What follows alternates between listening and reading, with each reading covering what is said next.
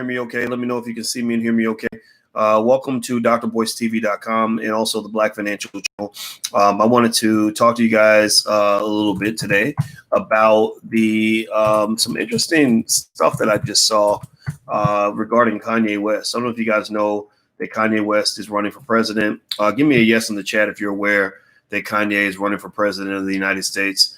I'm really intrigued by this because I think that it just kind of it's kind of like the latest in the Kanye West chronicles. You know, I mean, this guy's always doing a lot of weird stuff and et cetera. But I think that there's something here that you can learn from in terms of understanding how wealth and power kind of exist in America and how billionaires move. You know, remember, Kanye West is a billionaire status. Forbes magazine declared him to be a billionaire not too long ago. And Donald Trump has been a billionaire for a very long time.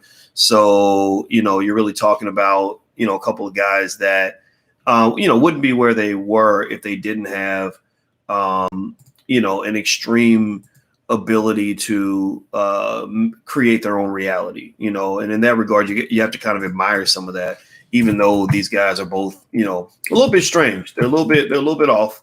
Narcissism is a word that comes to mind.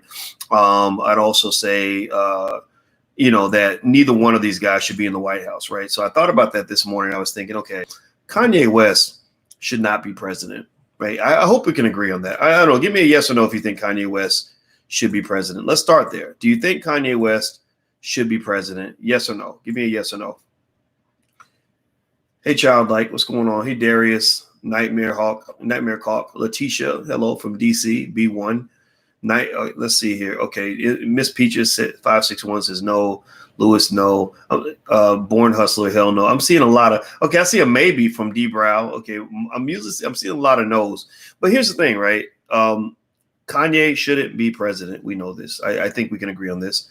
Okay, Perfect Balance says yes. You are the first yes. So given that you're like 1 out of 50 or 1 out of 20 maybe. And Oracle Treehouse, no. Janet Chambers, no. Is that Lissono? I can't pronounce that. I'm sorry. It sounds like you're from another country, but that's cool. I'm glad that we're global. All right, great. All right, so yeah, so Kanye shouldn't be president, but neither should Donald Trump, right? Neither should Joe Biden. A lot of people don't feel Joe Biden should be president. I personally don't think he has the mental health to be president, and also. You know, one of the disadvantages of being 49 years old is that I remember a little bit more than you might remember if you're only 29 years old. You know, Biden has a real interesting history that goes way back that's not so healthy when it comes to race. Like, Biden is the kind of guy who probably felt really awkward talking about all the Black Lives Matter protests and all that, because this is the kind of stuff he was against. This is the kind of stuff he hated. This is the kind of stuff he would warn other people about, you know, back in the day, back when he and Bill Clinton led that incarceration initiative and sent so many people to prison. So, you know, you're not really getting a lot of good choices. But here's what I think is going on. And this is really interesting to me. I wanted to hit on it real quick because I think it's a reflection or almost a lesson in a way for all of us in terms of how billionaires move. So Kanye's a billionaire. You know this. Forbes declared him a billionaire. Trump is a billionaire. Whether you like it or not, you may not like the guy, but he's a billionaire. He's been a billionaire for a long time. A lot of rappers used to rap about Donald Trump. Before he went, you know, before he ran for office, they all would talk about, Donald Trump. I want to be Donald Trump, right? So the man's got money. And being in power, you know, is a great way to get access to resources. You know, all of Trump's kids make, you know, tens of millions of dollars a year. I think most of his kids make between 20 million a year up to maybe 70, 80 million a year. So you're talking about legacy in a huge way. Kanye, his children, I think he's got a child named Northwest and some other kids.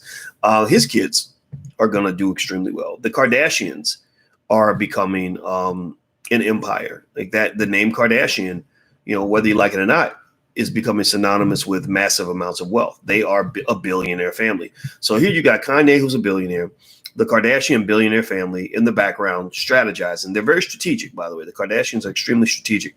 Even when Kim Kardashian first started her career, I spoke to Jamarlin Martin, who started Bossip, and he talked about in the beginning when nobody knew who Kim Kardashian was, how consistent and strategic she was at building her brand, building her name, and positioning herself as this icon that she's become now. Now Kim makes, 80 million a year, 100 million a year, depending on what year you're talking about. all that comes from strategy. It comes from business planning. It comes from having a structured business mind. Whatever you think about all the other stuff. So with Trump and Kanye, what I think is going on there is I don't think Kanye expects to be president, right? Maybe in 2024, maybe 2028, but not now.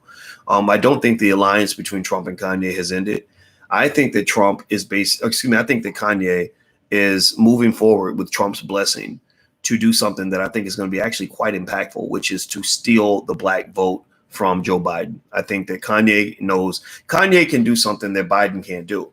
Kanye can go to those hoods that Biden has ignored, that the Democrats have ignored, like the hoods in Chicago where little babies are being shot up and stuff like that, and go in there, do concerts, bring chicken, whatever, and people will show up because everybody loves a party. And I think he can actually, and then he can go down the list of all the things the Democratic Party has not done, all the benign neglect that has occurred, and actually get support off that. I really think people would say, yeah, he's got a good point. He's making a good point. I don't think Biden can match that. Trump can't match that.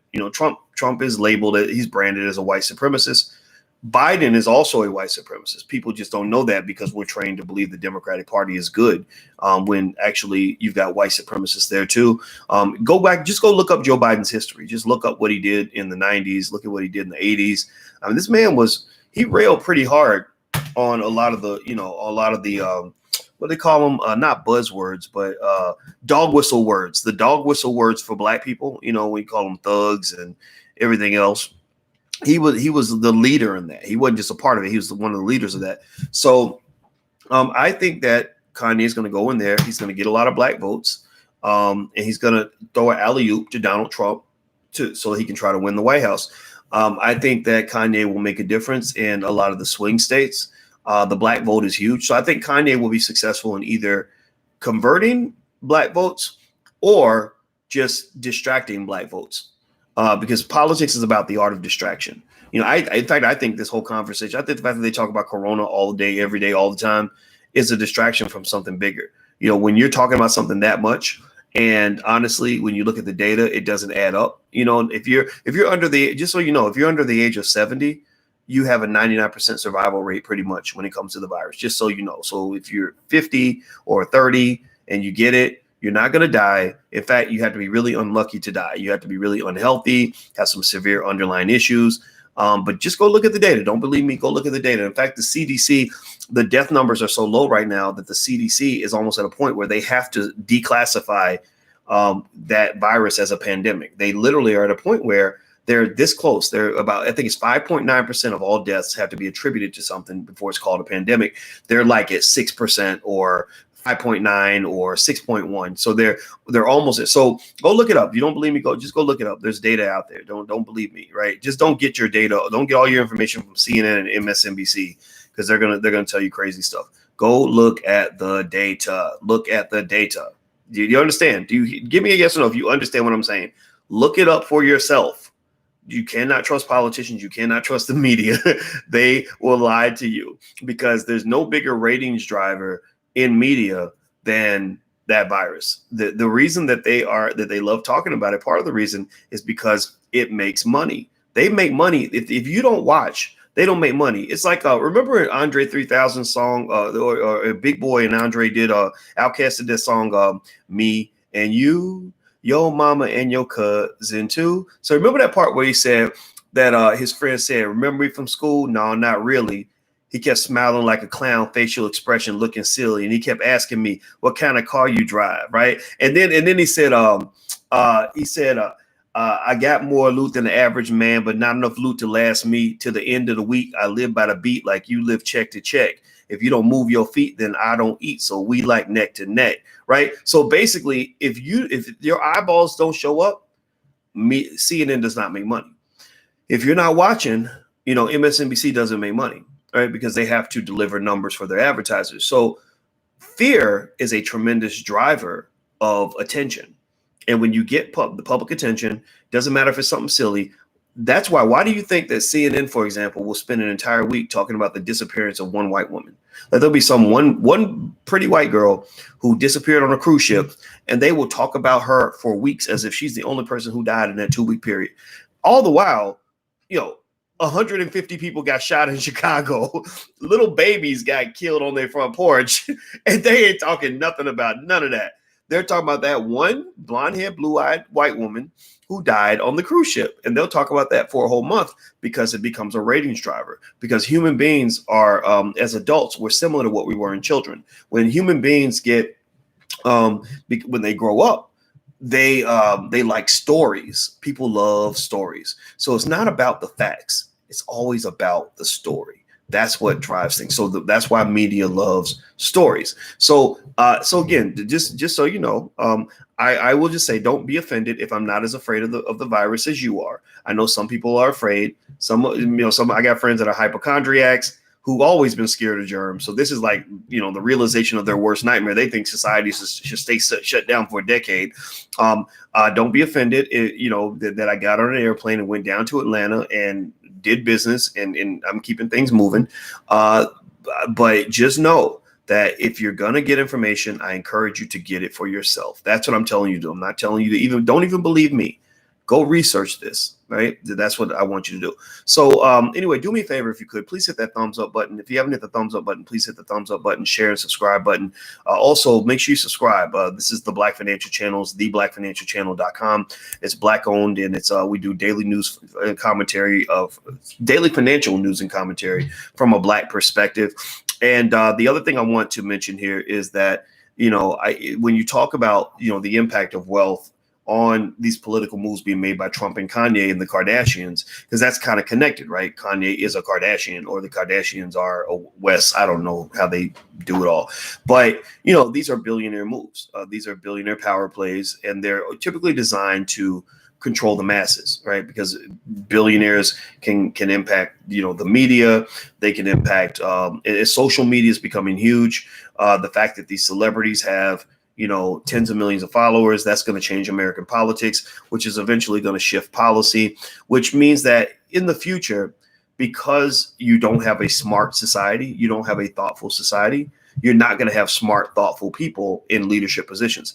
Our leaders are a reflection of us. Our leaders are a reflection of what we value, right? We value materialism. That's why the Kardashians become leaders. We value fame, right? Which is why famous people are going to get pushed to the top of the pile. We value music and entertainment more than we value education and all these other things. This is not true in every country, though. There are some countries you can go to where a Kardashian or a Kanye or a Trump would not even be considered as serious political candidates. I don't know if you guys know that or not, but there are countries you can go to where you can't become president if you're a Kanye West. They would say, "What are you doing? You're a rapper. You're good at rapping. Go rap." But we don't really want you doing our politics. You're not a scholar. You're not a political science professor. You're not an attorney. You're not somebody that understands policy. But in America, we tend to think everything's a joke, and that, that what's cool is what's popping, and that's what we want to support. And what's going to really set it straight is going to be when you see the collapse of your whole society. What's going to set you straight and get your attention is when you see America fall to the ground, burn to the ground, and be destroyed because of bad policy. That's when you're going to learn the lesson of a generation. Like the Germans, for example, the Germans are to this day impacted by the fact that their society got caught up in believing in Adolf Hitler, who completely destroyed their way of life because he declared war on the world. At that time, Hitler was popping. Hitler was cool. That was the thing to get into. Now, and Adolf Hitler couldn't rise to the top of German politics because the Germans would say, "You remind us. You remind," like that Usher song, "You remind me of that girl that I once knew." Well, you remind me of that politician that I once knew, and we don't want to go back there again. But America's never really had that. America's never really had a war on our soil where you can imagine your whole neighborhood being burned down to the ground by enemy troops. We've never really dealt with famine.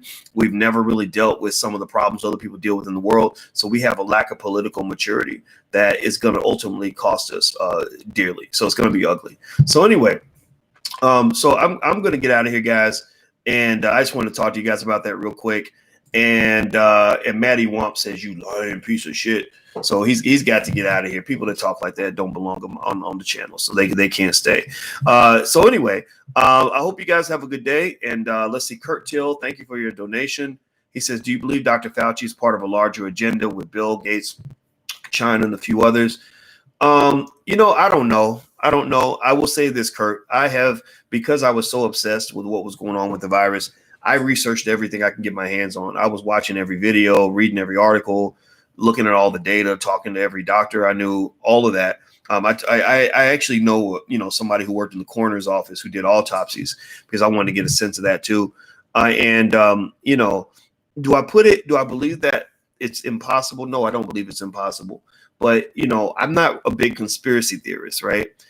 So, I just take Fauci, for face value, and I listen to him, and I just kind of, I say, okay, either this guy is on another agenda, or he's just a squeamish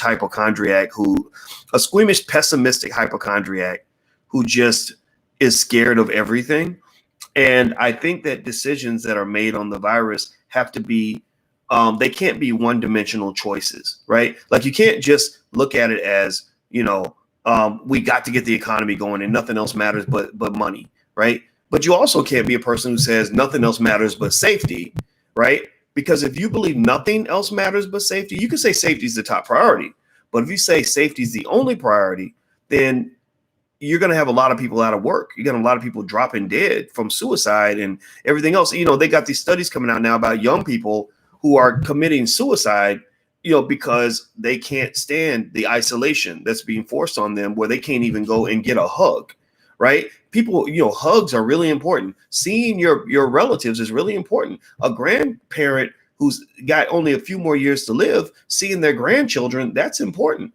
And so, I just think that if we're going to go and give people recommendations that they're going to follow, it should be a holistic, complete, mature recommendation based on what's best for society, what's best for the individual, what's best for families, what's best for communities. So I've got to acknowledge, if I'm going to acknowledge the fact that, you have a 1 in 100 or 1 in 300 chance of something bad happening if you go out of the house, then I must also acknowledge the fact that you've got a 1 in 1 chance that your landlord is going to evict you if you cannot pay the rent. I have to acknowledge both of those things. I cannot acknowledge one without the other. Because again, if we wanted to keep everybody safe, then guess what? A lot of people die every day on, driving down the street. So we could ban cars, right? Just no driving, right? And then the death rate would drop to nothing. And then when we'd say we're opening up the roads. We're going to open up the roads slowly, and different cities are going to open their roads up for driving. And then you will see the numbers go up, and they say, oh my God, we have hot spots of driving related deaths around the country. It's the second wave. Oh my God, it's the second wave. Well, if you can't really kind of look at things rationally, you're going to end up making dumb decisions. So the decisions I make are I wear a mask when I go out, like I'm supposed to.